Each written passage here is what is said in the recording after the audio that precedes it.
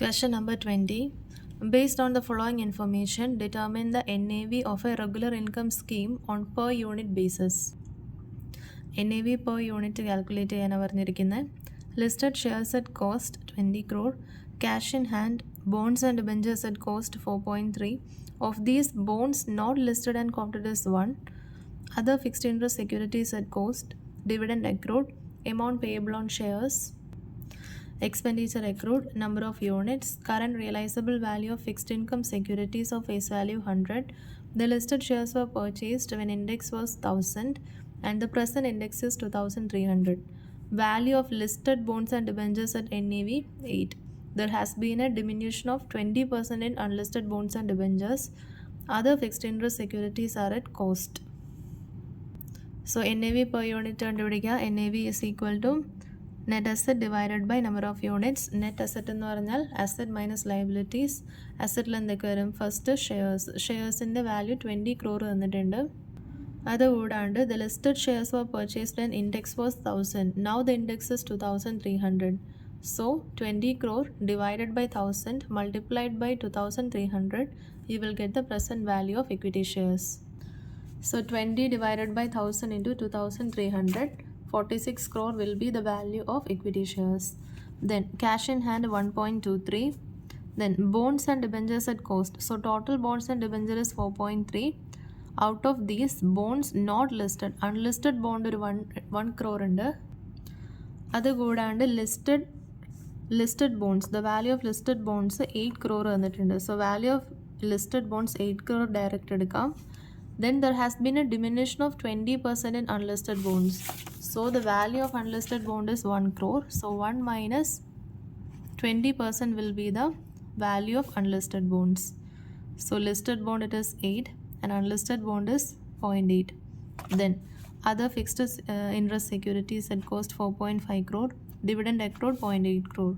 So total asset is 61.33. Then liabilities and the varum. Amount payable on shares 6.32. Then expenditure accrued 0.75. So total liabilities 54.26. They divided by number of units 20 lakh ചെയ്യുമ്പോൾ we will get 271.3 as NAV per unit. Question number 19. A mutual fund made an issue of 10 lakh units of 10 each on Jan 1, 2008. No entry loss was charged. It made the following investment. So 50,000 equity shares of 100 each at 160, 80 lakh, 7% government securities 8 lakh, 9% debentures unlisted 5 lakh, 10% debentures listed 5 lakh. So total the mutual fund made investment in 98 lakh. So 10 lakh units issue ചെയ്തു. 10 lakh into 10, 1 crore മൊത്തം raise ചെയ്തിട്ട് 90 lakh invest ചെയ്തു. During the year, dividend of 12 lakh were received on equity shares. Interest on all type of debt security was received as and when due. At the end of year, equity shares and 10% debentures are quoted at 175% and 90% respectively of face value. Other investments are valued at par. Find out the NAV per unit given that the operating expenses paid during the year amounted to 5 lakh. Also find out the NAV if mutual fund had distributed dividend of 0.80 per unit during the year to the unit holders. So first NAV calculate ചെയ്യാം. NAV calculate ചെയ്യാം. So first equity shares. Equity shares എത്രയാം? Equity shares are valued at 175% respectively of face value. So face value is 100. So 50,000 into 100 into 175%, the value of equity shares will be 87,50,000. Then 7% government securities, the value will be 8 lakh. 9% debentures, the value is 5 lakh. Then 10% debentures are quoted at 90% respectively of face value. So 10% debentures at 5 lakh. So 5 lakh into 90%, 4,50,000 ആണ് ഡിബഞ്ചേഴ്സിൻ്റെ value. And also അവർ 1 crore raise ചെയ്തിട്ട് 98 lakhs invest ചെയ്തുള്ളൂ. So there is a cash balance of 2 lakh. Cash balance of 2 lakh. അതിൻ്റെ ഒപ്പം dividend received 12 lakh add ചെയ്യണം. Then interest received on debt securities 7% government സെക്യൂരിറ്റീസും മേൽ. So 8 lakh into 7%. Then 9% debentures 5 lakh into 9%. Then 10% debentures, 5 lakh into 10%.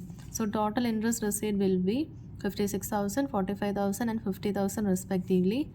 Then operating expense paid during the year is 5 lakh. So total cash balance will be 10 lakh 51,000. So അതെല്ലാം add ചെയ്യുമ്പോൾ we will get the total asset. So total asset divided by number of units. How many units is issued?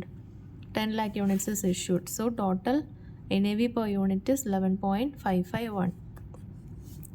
Second part, also find out the NAV if mutual fund had distributed a dividend of 0.80 per unit. So മൊത്തം എത്ര units ഉണ്ട്? 10 lakh units. 0.80 per unit distribute ചെയ്തു. So total dividend distributed will be 10 lakh into 0.8, 8 lakh. So total asset if dividend is distributed will be total asset minus dividend distribution. So 1 crore 7 lakh 51,000 will be the total asset after distribution. They divided by number of units ചെയ്യുമ്പോൾ NAV per unit കിട്ടും. Question number 21. On 1st April, an open-ended scheme of mutual fund had 300 lakh units outstanding with net asset value 18.75. So as on 1st April, mutual fund have 3 lakh units, NAV is 18.75. At the end of April, it issued 6 lakh units at opening NAV plus 2% load adjusted for dividend equalization. So at the end of April, 30th April, 6 lakh units were issued at opening NAV 18.75 plus 2% each. At the end of May, 3 lakh units were repurchased at opening NAV less 2% exit load adjusted for dividend equalization. At the end of June, 70% of available income was distributed. Portfolio value appreciation, income for April, May and June, you are required to calculate. Okay, so 1st April 300 lakh units outstanding ഉണ്ട്.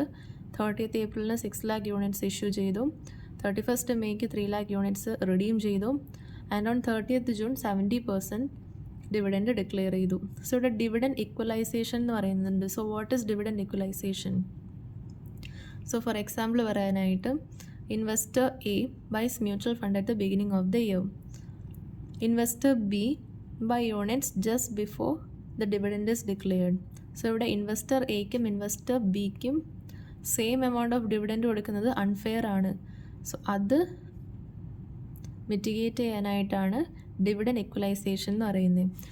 So income in April. So income in April എത്ര units ഉണ്ട്? As on April 300 lakh units ഉണ്ട്. So 300 lakh units. How much is the amount? 22.95. So 22.95. So the per unit amount will be 22.95 divided by 300. Then on 30th April 6 lakh units were issued.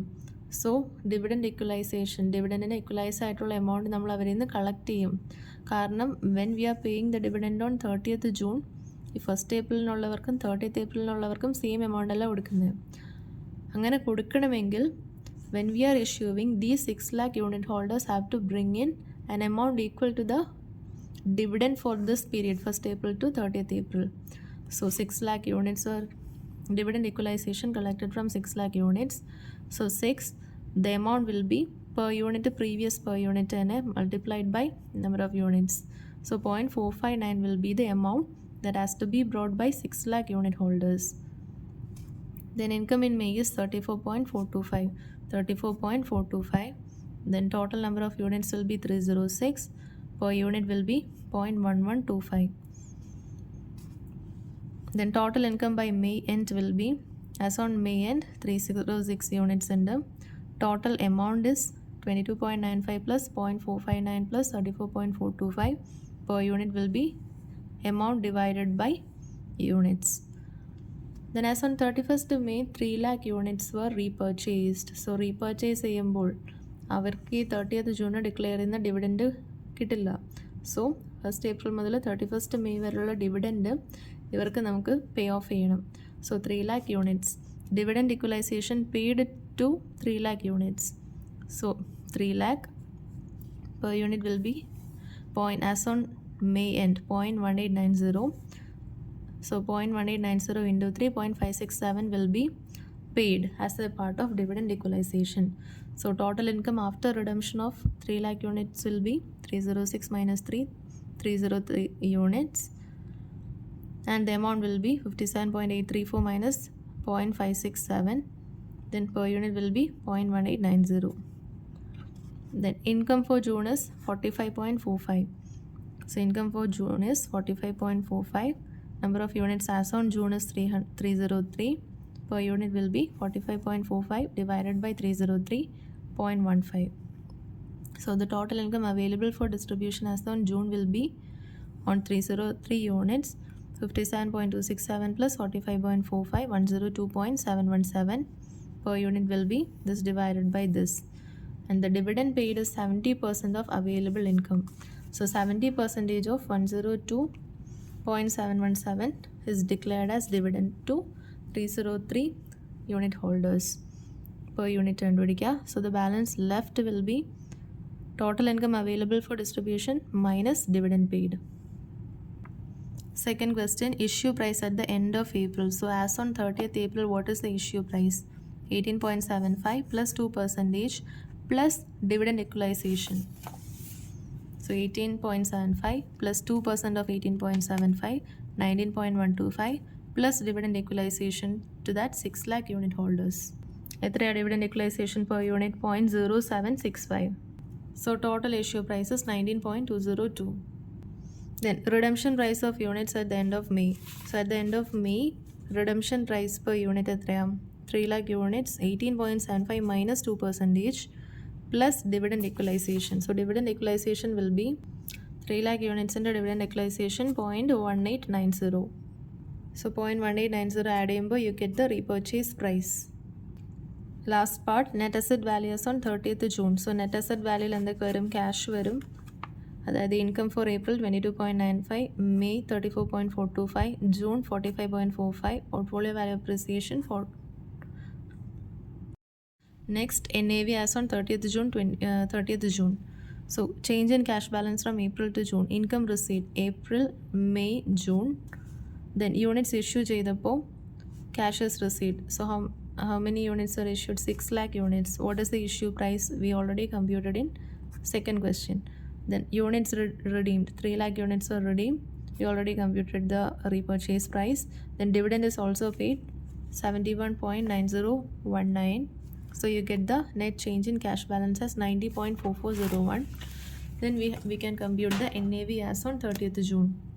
So NAV as on 30th June is opening value of net asset of mutual fund 300 unit at 18.75 plus portfolio appreciation 425.47 plus change in cash. Get the total divided by closing number of units. 300 units were the 6 lakh purchase, 3 lakh redeemed. So 300 plus 6 minus 3, 303. Closing NAV is closing value of net asset divided by closing unit 20.27.